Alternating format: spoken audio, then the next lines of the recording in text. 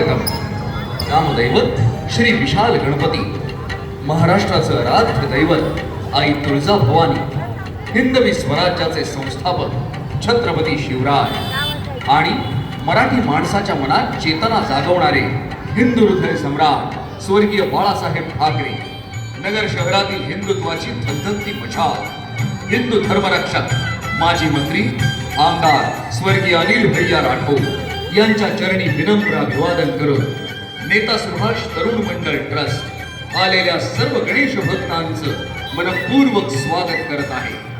उत्तमोत्तम भव्य आणि देखण्या देखाव्यांची परंपरा असलेलं अहमदनगर जिल्ह्यातील एक नावाजलेलं मंडळ नेता सुभाष तरुण मंडळ ट्रस्ट मंडळानं यावर्षी साकारलाय एक भव्य पौराणिक देखावा. प्रभू श्रीराम आणि लक्ष्मणाची नागपाशातून मुक्ती. रावणाच्या राक्षसी राज्यातून सीतेला मुक्त करण्यासाठी प्रभू श्रीराम यांनी वानरराज सुग्रीव यांच्यासह लंकेवर आक्रमण केले. रावणाच्या सैन्यातील अनेक अतिबलशाली योद्धे या युद्धात मारले गेले. रावण भयंकर क्रोधित झाला आणि त्यांनी आपला कर्तबगार पुत्र इंद्रजीत अर्थात मेघनाद याला सैन्याचा सेनापती केला.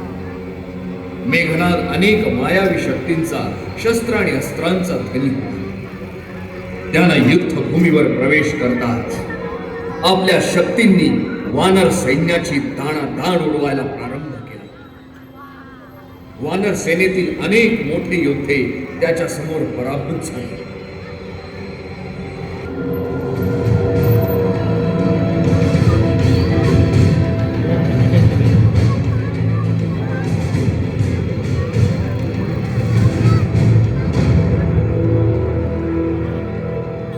वानर सेनेतील सर्व योद्धे पराभूत झाले.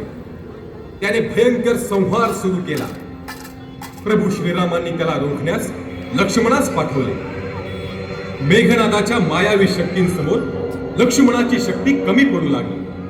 प्रभू श्रीराम त्याच्या मदतीला धावले. राम, लक्ष्मण आणि मेघनाद यांच्यात घनघोर युद्ध सुरू झाले.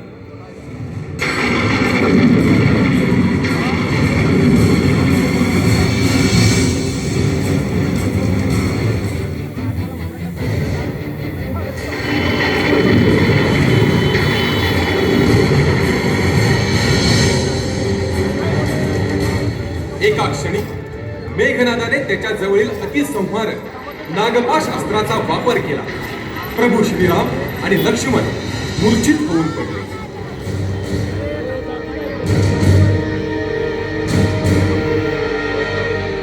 वानर सैन्यात हाहाकार उडाला.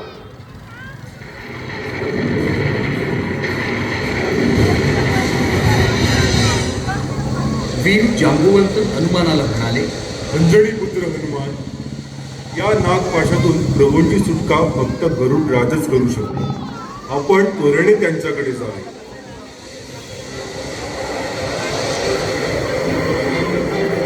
जांबुवंताचा सल्ला ऐकून पवनपुत्र हे गरुड राजांकडे पोहोचले. त्यांचा चिंताक्रांत चेहरा पाहून गरुड राज म्हणाले, पवनपुत्र, आपण इतके भयभीत का दिसत आहात? काय संकट आले आहे? गरुडराज, रावणपुत्र मेघनादानं नागपाश अस्त्राचा वापर करून प्रभू श्रीराम आणि लक्ष्मण यांना जायबंदी केली आहे. कद्रूचे पुत्र असलेले ते नाग हळूहळू प्रभूंचा जीवनद्र शोषून घेत आहे. या अस्त्रातून त्यांची मुक्तता फक्त आपणच करू शकतो. साक्षात ब्रह्मदेवाने दिलेले हे अस्त्र फक्त आपणच निकामी करू शकता. गरुडराज, पवनपुत्र हनुमानाची विनंती मान्य करून गरुडराज युद्धभूमीवर येण्यास तयार झाले आणि गरुडराजांनी आपलं विराट रूप धारण केलं.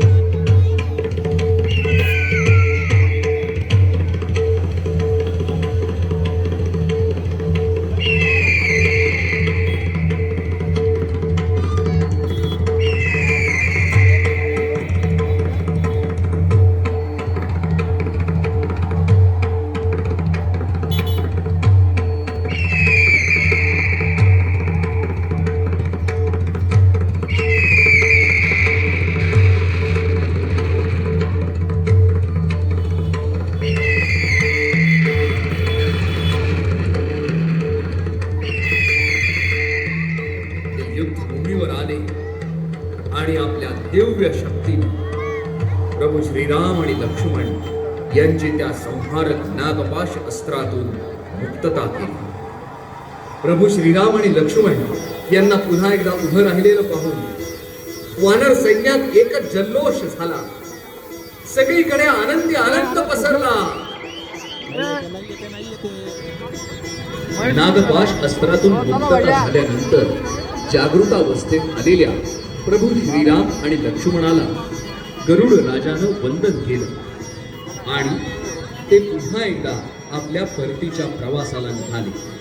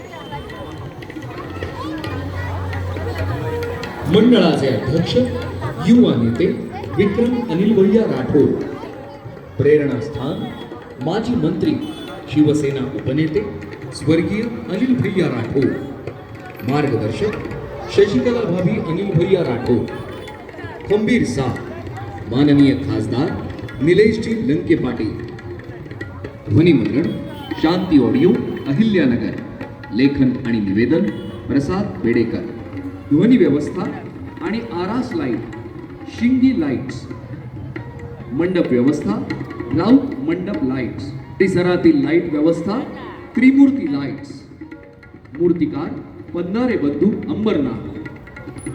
मंडळाचे सर्व हितचिंतक, देणगीदार, वर्गणीदार, कार्यकर्ते यांच्या वतीनं आलेल्या सर्व गणेश भक्तांचं मनपूर्वक स्वागत आणि शतशः आभार.